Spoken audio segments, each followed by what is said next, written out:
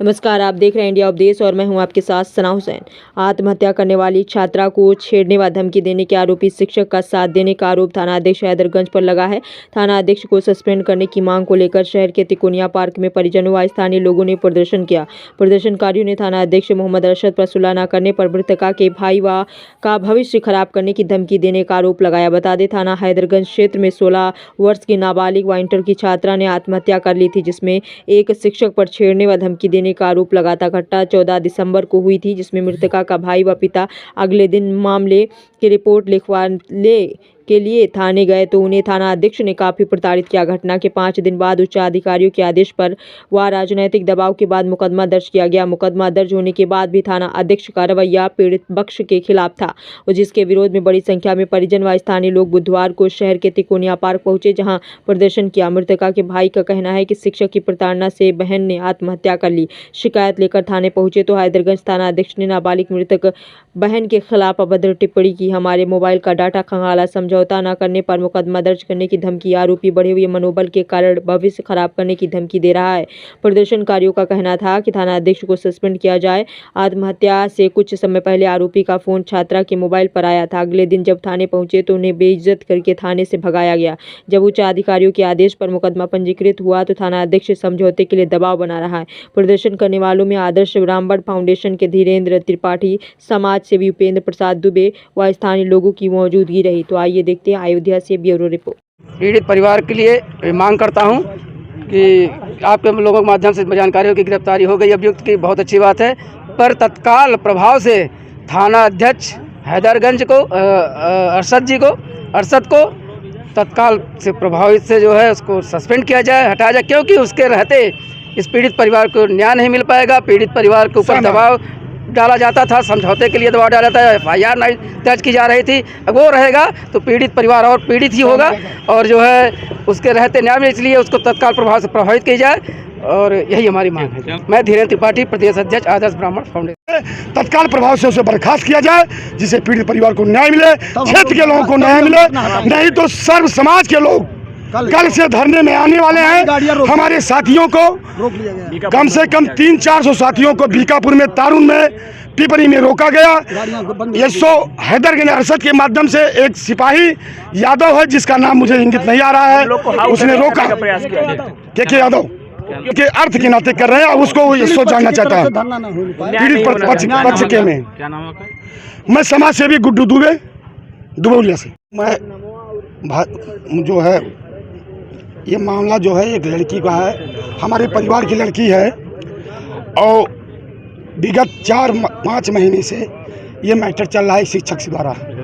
वो बार बार जो है प्रताड़ित कर रहा है शिक्षक उस लड़की को। हमारे परिवार की लड़की थी और बार बार एसओ महोदय को सूचित किया गया कई बार कि इस तरीके का कृत्य का प्रदर्शन कर रहा है शिक्षक। एसओ ने कहा कि ऐसी बातें होती रहती हैं, ये आम बातें हैं, और नज़रअंदाज करता रहा। आलम ये हुआ कि लड़की एक दिन खुदकुशी कर ली और उसके 5 मिनट पहले जो है उस शिक्षक का फोन आया हुआ था।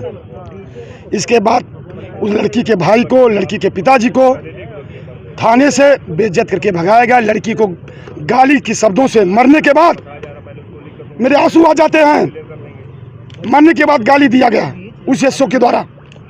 उसके बाद किसी तरीके से लड़की का भाई, लड़की का पिता जो है बाहर आया।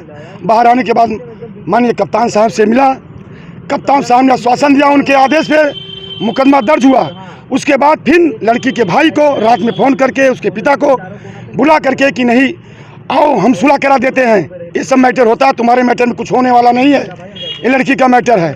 और उसके बाद जो है उसको धमकी दी जाती है और उसकी ID भी छोड़ ली जाती है, नाना प्रकार की बातें कही जाती हैं। इसके बाद हम लोगों ने निर्णय लिया कि हम जब तक एसओ हैदरगंज बर्खास्त नहीं होता है, जब तक आरोपी गिरफ्तार नहीं होता है, इस बाबा साहब के, आप लोग मीडिया बंधु हैं, बताइए इस बाबा साहब के देश में, बाबा साहब के कानून में क्या दो कानून चलेगा?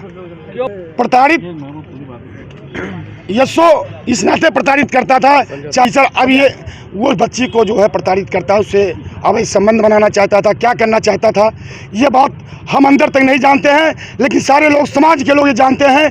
अवैध संबंध बनाना। वो जंग बहादुर स्कूल में पढ़ती थी जूनियर हाई स्कूल है, कक्षा 12 की छात्रा थी और वहीं पे पढ़ती थी वो। और शिक्षक कहाँ का था? शिक्षक उसी के गांव का था, जूनियर हाई स्कूल। अच्छी बात है ये आप लोगों का सहयोग है, ये माननीय कप्तान साहब का सहयोग है। कप्तान साहब का पूरा कानून जो है पूरे जिले में चल रहा है, कानून का उनके डंका बज रहा है। लेकिन एक हैदरनिसा थाना क्षेत्र है जहाँ पे जंगल राज कायम है, वहाँ अरशद जो है वो तुगलकी फरमान चला के अपना कानून चलाना चाहता है। ये कप्तान साहब कराना चाहते हैं, हम लोग धरने के माध्यम से नहीं जानते हैं, तो उनकी इस कानून की दीवार को जो है चूहे की तरह वो गिरा देना चाहता है। कि 16 वर्ष की नाबालिग है अभी, उसी स्कूल के एक शिक्षक लवकुश सिंह के द्वारा प्रताड़ित की जाती थी। स्कूल का नाम है जंग बहादुर जूनियर हाई स्कूल, जिसकी खबर मुझे मेरी बहन के मरने उपरांत दूसरे दिन पता चली जब मैं थाना अध्यक्ष महोदय के पास पहुंचता हूं। थाना अध्यक्ष महोदय कहानियां सुनाते हैं, मुझे मार्ग से विचलित करके भेज देते हैं घर। बोलते हैं अगले दिन आओ बातचीत करेंगे। अगले दिन बुलाते हैं और मेरी नाबालिग बहन के सारा दोष निकालते हैं। नाबालिग बहन के खिलाफ अभद्र चीज़ें बोलते हैं, तुम्हारी बहन ऐसी थी वैसी थी, और हम लोग वहाँ से वापस चले आते हैं। उसी रात मुझे और मेरे पिताजी को बुलाया जाता है रात्रि में, और हम लोगों को मेरा पर्सनल डाटा जो कि उनके अधिकार में नहीं है, मेरा पर्सनल डाटा खंगालते हैं और मुझे कहते हैं तुम्हारे खिलाफ मुकदमा हो जाएगा। तो हम महोदय से पूछे कि हमारे खिलाफ मुकदमा क्यों होगा, तो हमारे ऊपर भड़कने लगे और हमारे ऊपर भी अभद्र तरीके से व्यवहार किए, जिसकी रिकॉर्डिंग एक छोटी सी वायरल भी करवा रहे हैं हम, और ज़रूरत पड़ने प्रशासन को मुहैया भी करवाएंगे। इसके बाद जब मुझे लगा कि यहाँ से मेरा काम बनने वाला नहीं है, एसएसपी महोदय के यहाँ मैं तहरीर दिया और अन्य दबाव में 5 दिन के बाद मेरा मुकदमा लिखा गया। आरोपी को थाना अध्यक्ष मोहम्मद अरशद द्वारा इतना आश्वासन मिल गया कि आरोपी मुझे धमकाने लगा। उधर से मुझे धमकी आ रही, थाने से मुझे धमकी आ रही, तुम्हारा भविष्य खराब कर देंगे, तुम अकेले हो, तुम्हारा भविष्य खराब हो जाएगा, मुकदमा हो जाएगा तुम्हारे खिलाफ। और इस तरीके से मुझे इतना मानसिक पीड़ित किया गया, तो मैं चोटिल भी हो गया हूँ। मैं लगातार 12 दिन से दौड़ रहा हूँ। 5 दिन बाद मेरा FIR दर्ज हुआ, बहुत दबाव में आने पर।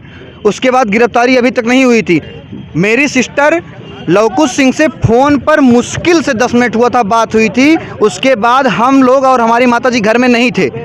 इसके बाद मेरी केवल अकेली एक बूढ़ी दादी जो कि लगभग 75 से 95 साल की हैं, 2 दादी हैं, वो थी, और सिस्टर आत्महत्या घर में ही कर ली है, जिसकी खबर मुझे 2 दिन बाद पता चली। तब मैं बताया, मेरी माताजी को भी जब पता था, माताजी डांटी भी थी अध्यापक को।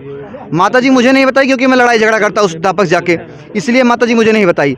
महोदय द्वारा हर प्रकार से मुझे ही धमकाया गया, थाना अध्यक्ष महोदय द्वारा, और जब तक वो उस थाने में, मैं सुरक्षित नहीं हूँ, क्योंकि मेरा भविष्य भी वो गोड़ने पर लगे हुए हैं। तुम्हारा भविष्य चौपट करवाएंगे। मैंने भी इसलिए बैठा हूँ, थाना अध्यक्ष मोहम्मद अरशद तुरंत सस्पेंड किए जाए वहाँ से, क्योंकि जब तक वो हैं तब तक मैं सुरक्षित नहीं। दोषी खिलाफ कड़ी से कड़ी सज़ा दी जाए, और मेरे जैसे मृतक बहन आत्महत्या हुई है, जो उस पर धारा बनती है, धारा लगाई जाए और उसके खिलाफ कड़ी से कड़ी कार्रवाई की जाए। और न्यायालय, वो मुझे भरोसा है कि न्यायालय वो करेगा, लेकिन जब तक मोहम्मद अरशद रहते हैं हमारी विवेचना भी प्रभावित होगी।